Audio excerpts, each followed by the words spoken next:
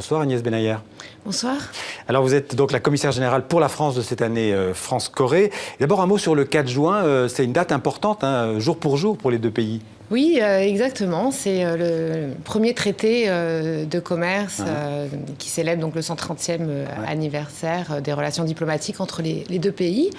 Voilà, le premier consul, Victor Konan-Plancy, installé en Corée, dont on montrera d'ailleurs très bientôt une exposition à Limoges qui retrace cette longue amitié entre les deux pays. Qui a commencé donc en 1886. Alors c'est une date aujourd'hui, 4 juin, qui a été choisie pour une visite en France de la présidente sud-coréenne, Madame Park Chung-hee, j'espère que je prononce bien. Oui. La présidente a été reçue hier soir par François Hollande à l'Élysée avec un dîner d'État. Et puis les deux chefs d'État, vous le voyez, ont donné une conférence de presse dans l'après-midi. François Hollande a notamment évoqué la coopération universitaire entre les deux pays, la coopération aussi dans le domaine de la recherche, en soulignant l'importance des échanges économiques franco-coréens. Je propose d'ailleurs d'écouter François Hollande. Nos liens économiques se sont particulièrement resserrés, notamment depuis 3 ans. Nos échanges commerciaux représentent 8 milliards d'euros et ils vont encore s'amplifier avec l'accord commercial qui a été passé entre l'Union européenne et la Corée. La France est l'un des plus gros investisseurs européens en Corée. Nous avons 200 entreprises qui y sont implantées. Mais la Corée est également présente ici sur le marché français et il y a une quarantaine d'entreprises coréennes, parmi les plus prestigieuses, qui ont décidé d'investir en France, de créer des emplois, plus de 4000. Nous voulons aussi qu'il y ait, entre la France et la Corée, une excellence dans le domaine de la recherche. Là aussi, un accord a été passé entre le CNRS et la Fondation pour la recherche nationale de Corée. Et puis, il y a les échanges en matière d'éducation et en matière linguistique. Il y a de plus en plus de Français qui apprennent le coréen. Il y a de plus en plus d'étudiants coréens qui viennent en France.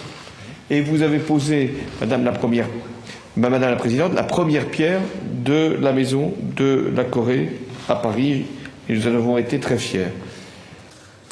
Alors Agnès Benayer, une réaction à cette déclaration de François Hollande hier, donc à l'occasion de cette rencontre avec la présidente sud-coréenne?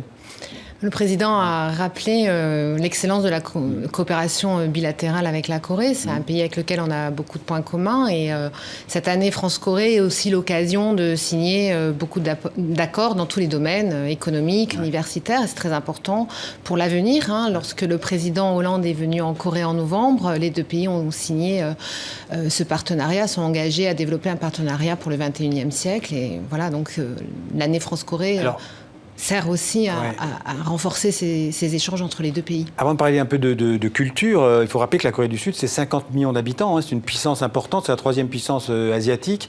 Une économie moderne. On connaît les télécommunications, les téléphones, les voitures, les bateaux aussi construits en Corée, mais aussi des difficultés dans ces secteurs un peu traditionnels de l'économie. Aujourd'hui, la Corée se tourne vers l'économie numérique, vers l'économie créative. Et là, c'est important. La France a une carte à jouer. Et c'est aussi à ça que sert cette année, cette double année France-Corée. Oui, tout à fait. La Corée investit énormément dans l'économie créative, vraiment à l'investissement des start-up, les industries culturelles, les nouvelles technologies. Et avec la France, c'est un domaine dans lequel on souhaite augmenter la coopération et les partenariats. D'ailleurs, on a lancé en mars, au moment de l'ouverture de l'année de la France en Corée, le French Tech Hub, qui montre cette volonté de coopérer dans ces domaines-là. Parce qu'il faut rappeler que cette année France-Corée, en fait, c'est une double année. Il y a d'abord eu la Corée en France. C'était une année qui a déjà commencé l'année dernière, qui continue jusqu'au mois d'août. Et puis il y a eu la France en Corée. Ce sera jusqu'en décembre, je pense. Absolument. Voilà, avec des événements, des manifestations qui ont commencé en mars dernier. On peut déjà faire un premier bilan après ces 9 mois de France-Corée ou c'est trop tôt? Globalement, vous êtes...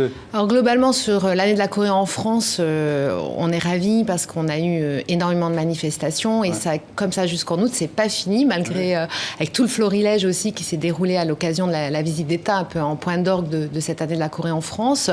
Un public curieux, un public qui est venu découvrir la culture millénaire coréenne, mais aussi sa culture aussi très contemporaine. Pour l'année de la France en Corée, on a eu une semaine d'ouverture au mois de mars avec... Voilà, on a voulu montrer beaucoup de choses de la culture, mais pas seulement. On veut aussi montrer la gastronomie, l'économie, on l'a rappelé, on a lancé le French Tech, mais aussi les domaines sportifs. On a en ce moment, sous le soleil de Séoul, une édition, un cours en terre battue, Roland Garros in Séoul, voilà, qui permet aussi de venir jouer. Donc on est plus large que la culture. Et alors, il y a discipline. Je crois qu'au mois de mars à Séoul, le spectacle, un très très beau spectacle du chorégraphe français José Montalvo, je crois qu'on en a vu quelques images, ça s'appelle Shinganenai, ça veut dire l'âge du temps français. Et donc c'est un mélange de danse coréenne et occidentale avec des danseurs coréens.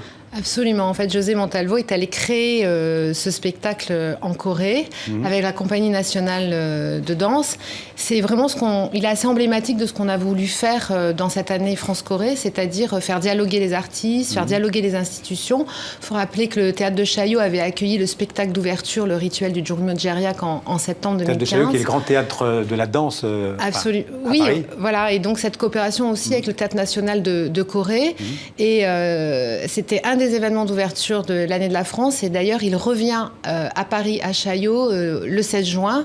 Donc, on est vraiment... Avec les danseurs coréens. Avec les danseurs coréens. Ouais. C'est vraiment une année croisée avec des événements en miroir pour être au cœur de ce dialogue culturel, de cette coopération entre les deux pays. Ouais. Alors, il y aura encore d'autres chorégraphes français. Il y a Philippe Découfflé qui présentera, j'ai vu, une comédie musicale qui s'appelle Contact. Ce sera en novembre, je crois, à Séoul. Absolument. Philippe Découfflé, Angelin Prège-Locage également. On a de la danse, mais pas seulement, du théâtre, des musiques. Et de la musique. Alors justement, on va parler un peu de la musique, parce que la Corée du Sud, elle est connue dans le monde entier pour sa K-pop, K-pop en français, une musique à l'honneur à Cannes et à Paris. C'était hier, il y a quelques jours, à l'Arena de Bercy. On va en voir quelques images. C'est un reportage d'Adrien Gavazzi et Julien Münster. Ils enflamment les ados du monde entier. IOI, BTS, Block B. La vague sud-coréenne déferle sur Paris. Dans les gradins, 12 000 spectateurs venus de toute l'Europe. Je viens de voir une de mes idoles préférées, alors du coup, comme c'était la première fois, ça fait quelque chose, quoi. Vous pensez quoi? Je suis super heureuse. Les places sont parties en à peine quelques heures, et pour ne rien rater du spectacle, ils ont attendu dans le froid, parfois plusieurs jours. T'as une couverture de survie? Comment ça se fait? Parce qu'il y a beaucoup de vent et il fait froid et j'ai pas envie de mourir. Je survis.